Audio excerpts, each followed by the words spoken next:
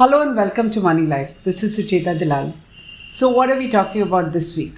It is about infrastructure, leasing and financial services. Yeah, I'm sure many of you have just forgotten about this.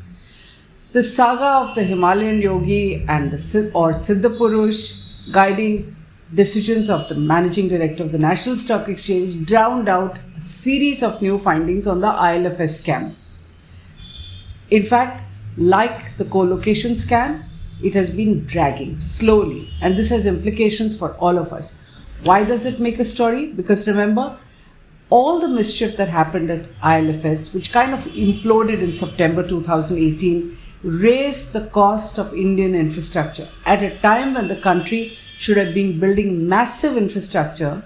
Thanks to this organization, which was seen as a public sector company, which was a public-private partnership in most states, which colluded with bureaucrats everywhere, the cost of every bit of infrastructure went up because this was the benchmark. ILFS cleared something. 347 entities within the group dominated infrastructure building, and everybody else benchmarked themselves to that. Who pays the price? We as citizens. So this is something that we should take interest in following up studiously. Like I said, ILFS was this large entity which collapsed. It had a step-down subsidiary, which was also a holding company with hundreds of entities under it. This company was called ITNL, or ILFS Transportation Network Limited. So we're going to keep calling it ITNL. This company was so large that in fact it is this that dominated India's infrastructure. All new ideas, new projects, everything sort of seemed to originate in this powerful company. In fact, bureaucrats and chief ministers of states used to go and meet ILFS and requested for help.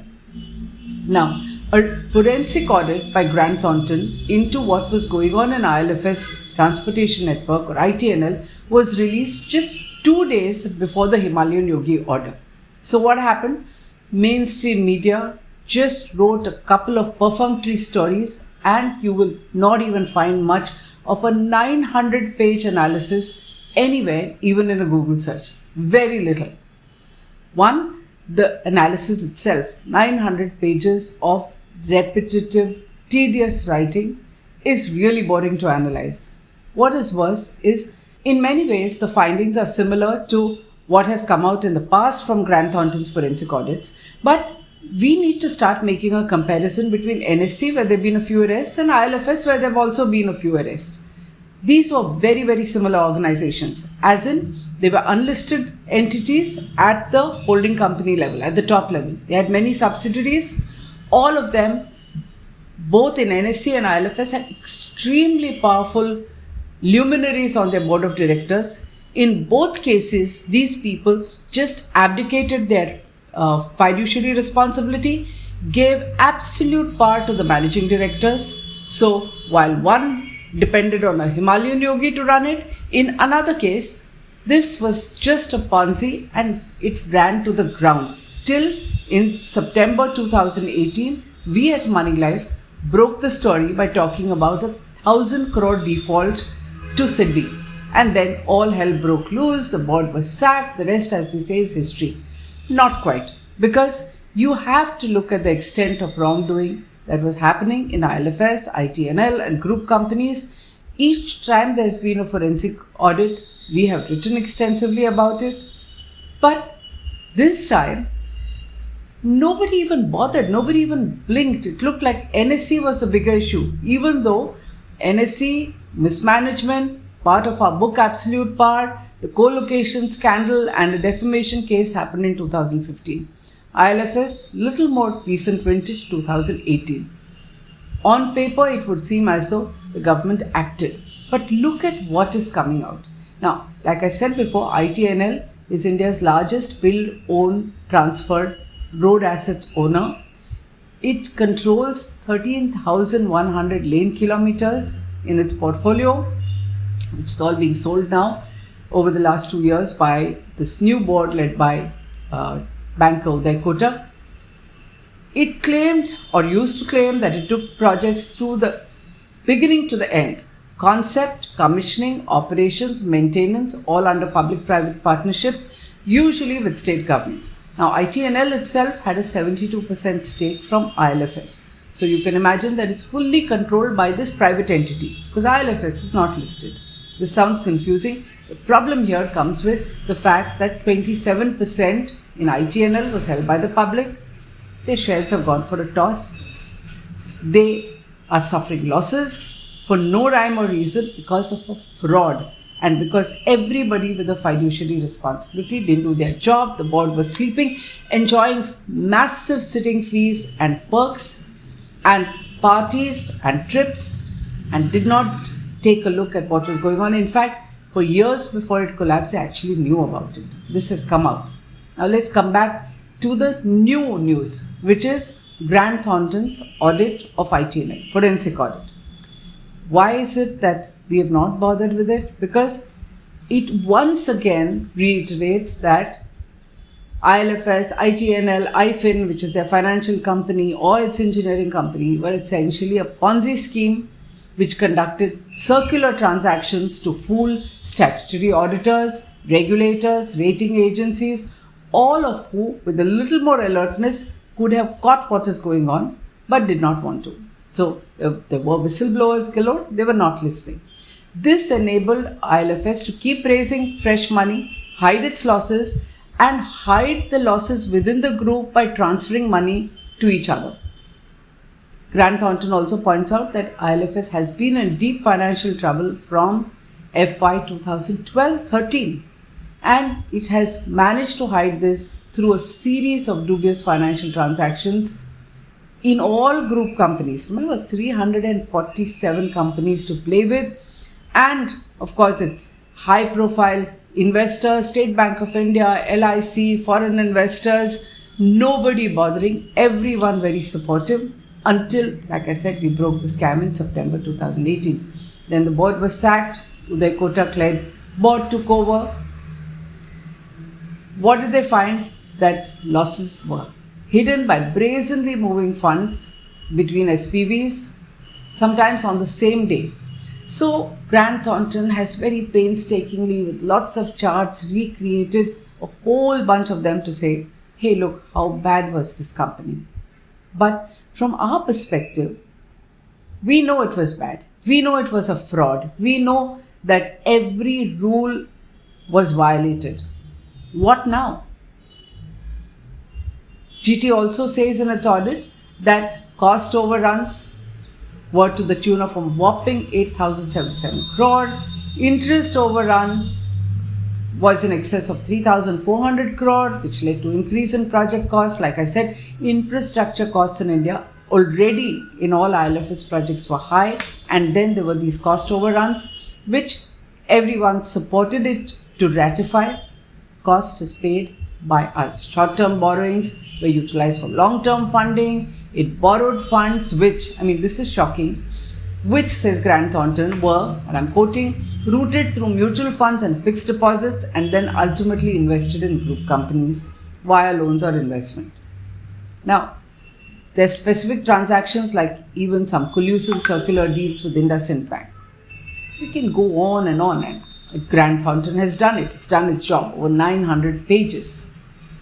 Do these mean a quick resolution of this big debacle? Remember, IL&FS's total outstanding loans were nearly 1 lakh crore, 99,355 on 8th October 2018.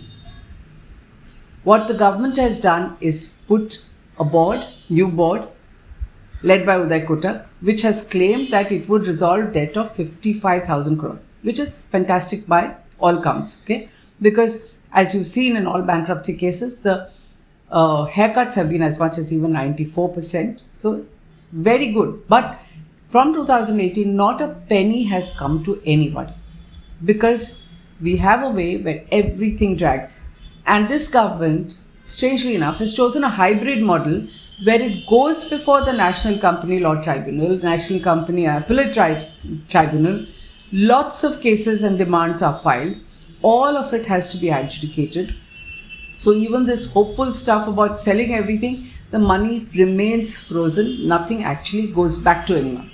So what did the board do? It made a proposal that we will have a pro rata distribution of 16,200 crore. This was almost 2 years ago. The NCLAT also approved it. But like I said, endless litigation has kept that tied up and no money has been distributed. Who are the losers? Like I said, investors, mutual funds. 7,099 crore of provident fund money has remained stuck. And as you can guess, if there's anything that's pro rata and mutual funds and provident funds are not secured lenders, there's going to be huge haircuts. What is the government doing? The government appointed the SFIO, Serious Frauds Investigation Office, to look into the scam. So, as assets of several people in the core cabal led by Ravi Parthasarathy, who was the chairman until he stepped down in July 2018, all these were frozen. Again, means nothing. Several senior people, 6 or 7 of them, I'm not even going to get into names because they're there in our previous video blogs, they were arrested. Some of them may still be in jail. Media has stopped following. We don't even bother. SFIO seems to have gone into cold storage after initial burst of activity which kind of stopped in 2020. What happens after that? Criminal cases will drag on. They will go on forever. The resolution process, until it lands up in the Supreme Court, goes through multiple appeals, is not going to get over anytime soon. And what does the Parliamentary Committee of Finance do? Instead of realizing that we need to fix this problem, we need to resolve it. It's 1 lakh crore, for heaven's sake. It has an impact on all infrastructure development. Instead of doing that, it advises the RBI to be more alert and prevents systemic issues like this. It has correctly said that delays in the resolution process not only bring a steep value erosion to bankers and other creditors, but more importantly, leaves the understanding of the lacunae in the system evasive. That's cold comfort, if you ask me, to banks, individuals, even infrastructure companies who have lost money or have it stuck in a deadening resolution process. That is what the Parliamentary Committee is supposed to fix. Find a way where India as a country shows that within 2 to 3 years, it is able to resolve scams, punish the guilty, complete criminal investigations, and move on. Because scams are never going to stop. How we handle it is important. What is the point in Hari Shankaran, Arun Saha, Ramesh Bawa, Ramchand, Mukund Sapre being in jail if nothing happens? It shows India in poor light if you don't manage to file a charge sheet within a few months. Because remember, they are innocent until proved otherwise, and we don't know how good a case the SFIO is going to make. More embarrassingly, there was no action against Ravi Parthasarathy, who was the chairman for over 25 years and was like the sole authority controlling this massive Hydra-like organization. We've written about it. I have written about it many times in the last 10 years. He was finally arrested by the Tamil Nadu police on a private complaint, not because of any SFIO action. Meanwhile, new frauds continue to erupt. So only yesterday, 15th March, Punjab National Bank reported that 2,060 crore invested in IL&FS Tamil Nadu Power Company Limited was a fraud, which means nothing is really going to come out. Earlier, Punjab and Sindh Bank had declared that 149 crore lent to the same company was a fraud. This is better known as a controversial Kudalur project in Tamil Nadu. Tamil Nadu has many controversial IL&FS projects, the biggest of them being the more complicated one, full of litigation, with the Tamil Nadu water projects. There were 3 of them at Tirupur. Moneylife has reported how the Mauritius-based Adika Holdings, which has a 27% stake in the key company New Tirupur Area Development Corporation, was among the earliest to blow the whistle on dubious dealings by Ravi Parthasarathy and his cabal. This is more than 10 years old. There is litigation. Neither RBI nor the government did anything. There's a case in the Supreme Court which just never seems to come up from hearing, because that's how our legal system works. And then NTADCL as well as Adika are so deeply satisfied even with the resolution process. Though, mind you, Uday Kotak is very proud of the 55,000 crore that's going to come back. This, in spite of repeated reminders, is relatively untouched. Okay. Arica and NTADCL, the new Tirupur company, is even dissatisfied with the way Grant Thornton is going about it. Grant Thornton, apart from doing forensic audits, is also the claims management advisor to this company. So this new Tirupur company has filed an intervention petition with the bankruptcy tribunal in Madras and in Mumbai, or rather Chennai and in Mumbai. And like I said, it has other litigation pending in the Supreme Court. Now, what do we expect from our government? And I don't say just our government. What do we expect India as a country aspiring to be a superpower? We need to work out a coherent process that pulls the IL&FS resolution out of this quagmire of endless multi-level litigation that can drag on for decades. And I'm not joking. Remember the security scam, suddenly everybody talks about it, of 92? Special court was set up to try those cases, and those cases continue 30 years later. That special court is still hearing scam related cases, or what is called the Harshad Mehta scam 30 years later.